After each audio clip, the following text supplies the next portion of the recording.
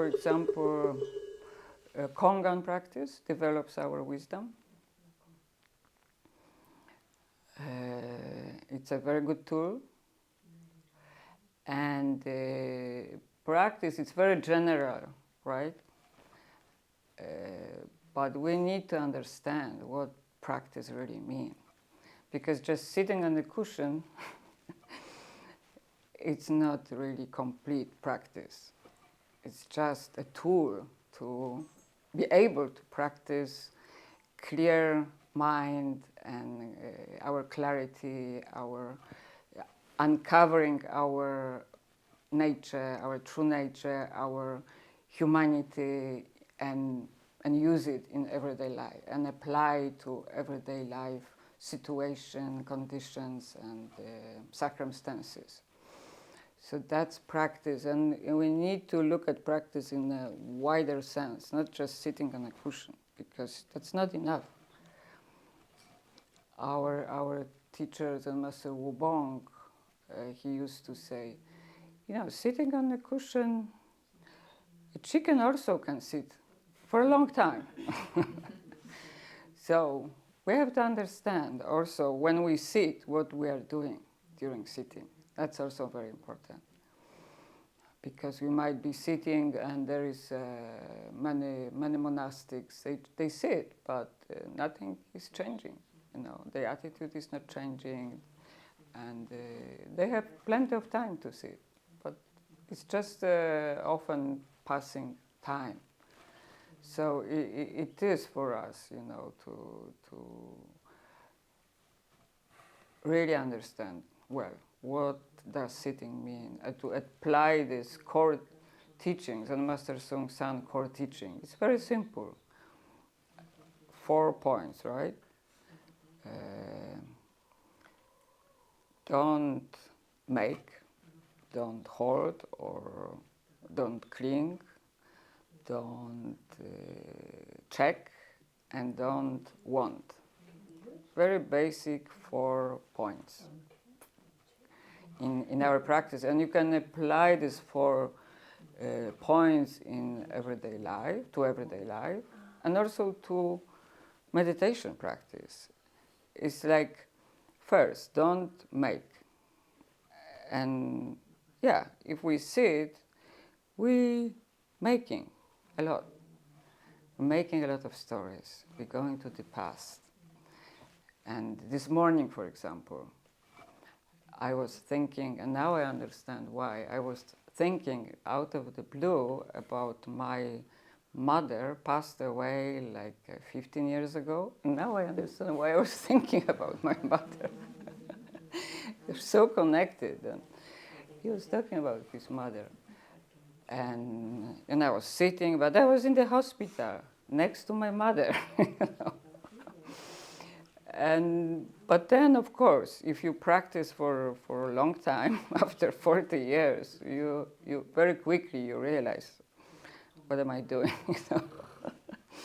And you return back to this moment as soon as possible. That's the whole point, because it's the past.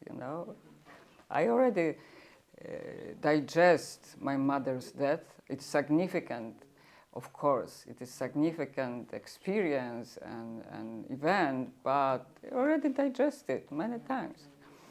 So why sitting here on the cushion and being in a hospital at the same time? Doesn't make any sense. But we make that. We make this story about the past, and we make stories about the future. So that's making. It's automatically. It's happening. And our job is, of course, it's happening, and our job is to notice and to realize as soon as we can, and just return back. So that's making, right? Then don't cling, don't hold, and I believe this is really the biggest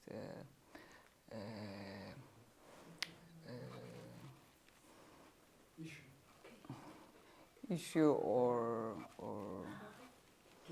przeszkoda, obstacle or hindrance. I think this clinging is really biggest hindrance.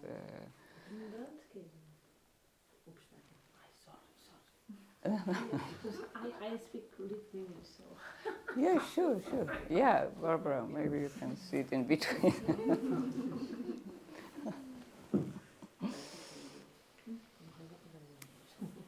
Yeah, it's something that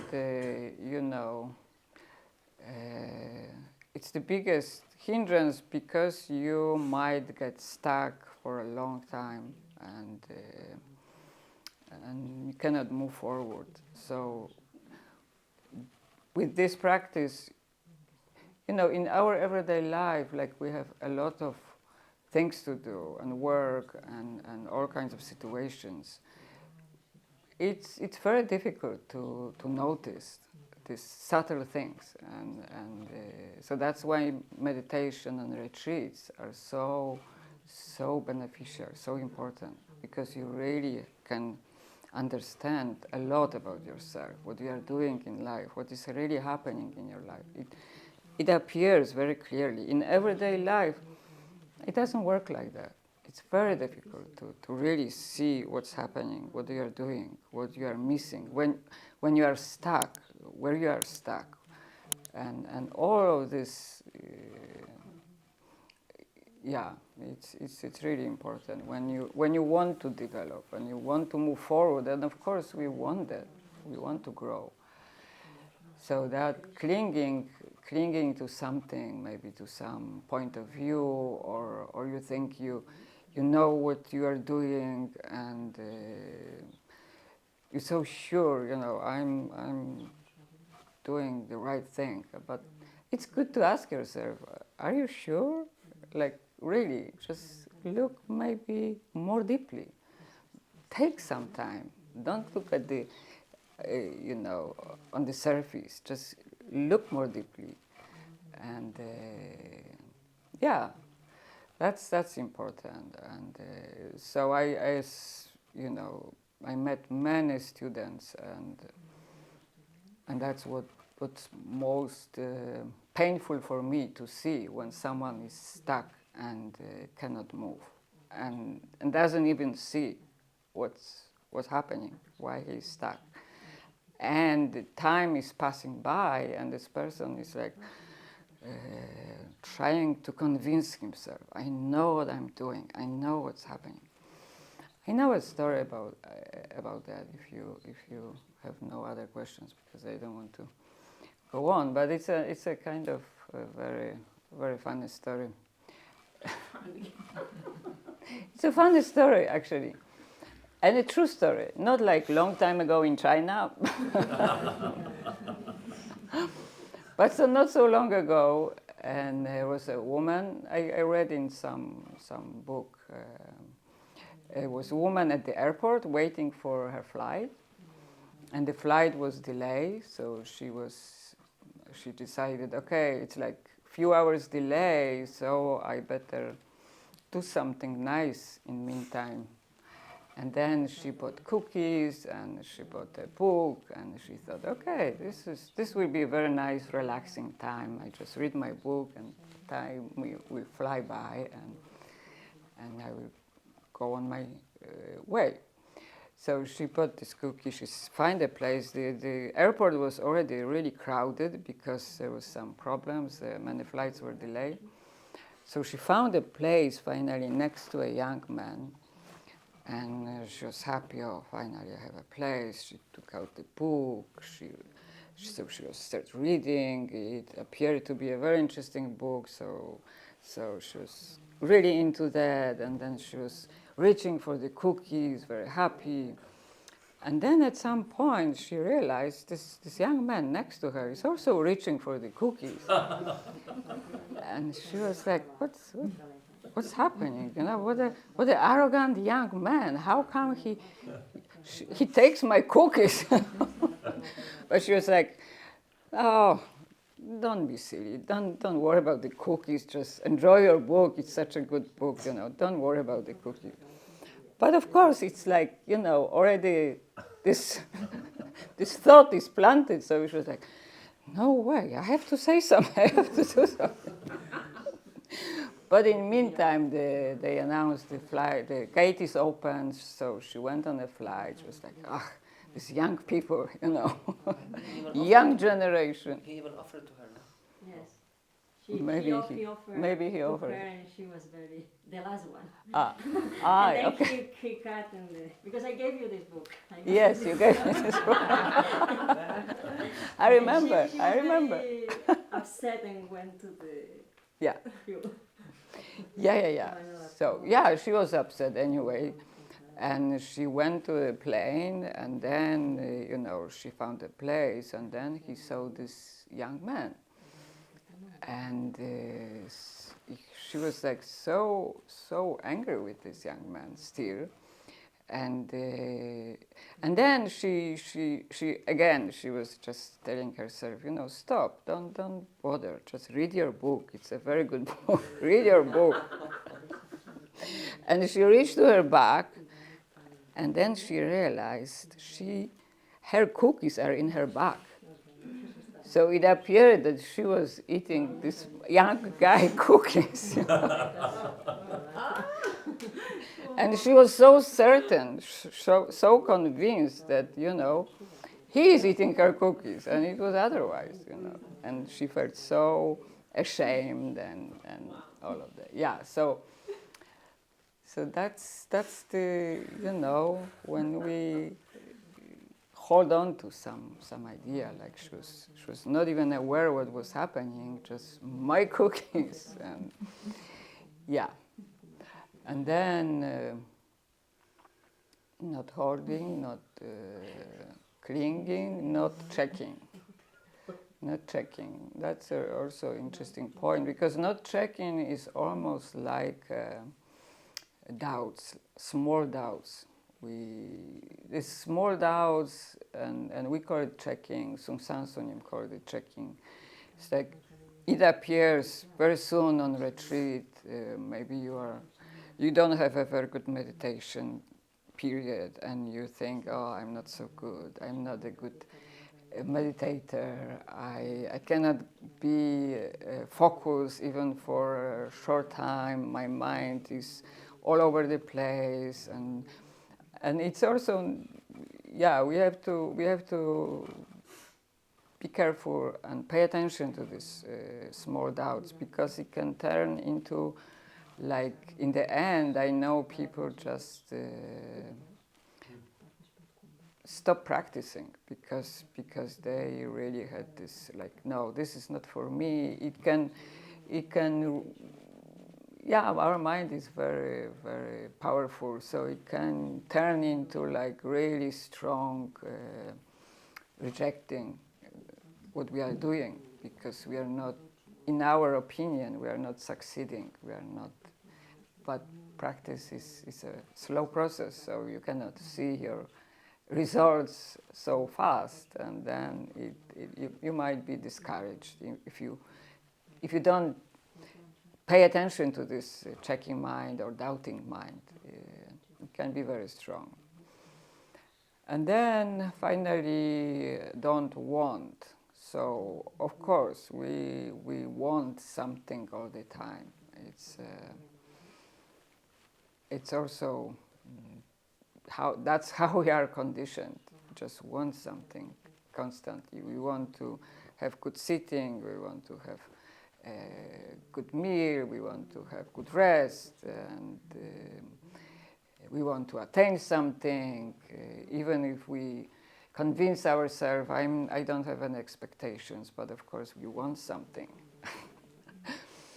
And I have another funny story about wanting mind. And it's from Checo, from Bella. I'm not sure if you were in the Bella, like that time. The HDT was this Rob, the American student who came to Czech, and they rented a very nice place in the mountain, and they were holding a 3-month retreat there, 3-month kirche. And HDT, Rob was very strict, and the teacher, teacher there was also very strict. and you couldn't really say a word. You have to, if you wanted something, you have to write a note. Also, Rob, the HDT, was writing a note to everybody all the time. Don't do this. Don't do that. Don't do that. So of course, everybody became like really unhappy and annoyed. And by the time, it was already about a month after beginning of Kyorche, by the time I went there, they were really in that very unhappy and annoyed face. I was like, oh my goodness, what's going on here, And they had like American style. They had a Dharma talk just at the beginning of the week on Sunday. So I had this talk right after I arrived, and I look at there was maybe 20 people sitting, 20 unhappy people faces, facing me. And I was like, ooh, that's not good. So I was just trying to cheer them up, and I said something. They were like sitting, so I was like, what do you want? Do you want cookie? So they're like, what? And I said, maybe you want pizza. Yes. Then, like, what is she talking about? What kind of teaching? Then I said, oh, I know, maybe you want beer.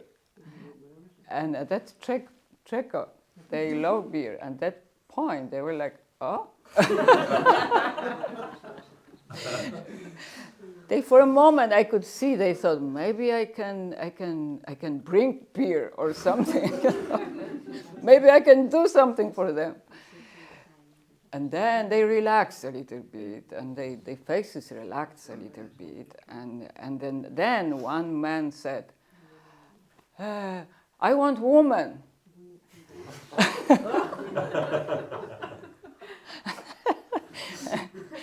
And then I said, okay, you take cold shower. You take cold shower, and come back here. If you still want woman, then tomorrow we will ask you to do fasting. Then I guarantee you won't be thinking about woman. You won't be only thinking about food. And it was like, they were already doing this culture for 1 month. So it was like a recognition. They realized at that moment, this is just wanting mind. There is always something we want, this, then that. And it's empty. This wanting is empty. It doesn't have any substance, any meaning. And it was a really nice moment. Like they start laughing at this point. Like really, like there was like kind of release. They really start laughing hard, and I think they kind of relaxed. And most important, they could see something. That this practice they do, it's this hard training and discipline and effort and all of that really helps them and really gets them somewhere and really helps them to realize their mind, to see their mind, and they, holding and wanting and all of that. So I think this whole process, we go through, and if we pay attention and we apply all this teaching in our sitting, in our meditation also, it requires kind of investigation, not just sitting and paying attention. It's not enough. You have to do more than that. You have to do some investigation and look underneath and look, leap out of what we know, what we understand, what we feel secure and safe with. Just really return to don't know and trust this don't know. Then that's how wisdom grows, and basically wisdom grows when we pay attention and we keep silence. You know, wisdom comes from silence. So we need to slow down, and also it's a retreat. You cannot be conscious and aware when we are running after something or away from something. We need to slow down, and that's our retreat. You know, to really slow down our mind and yeah.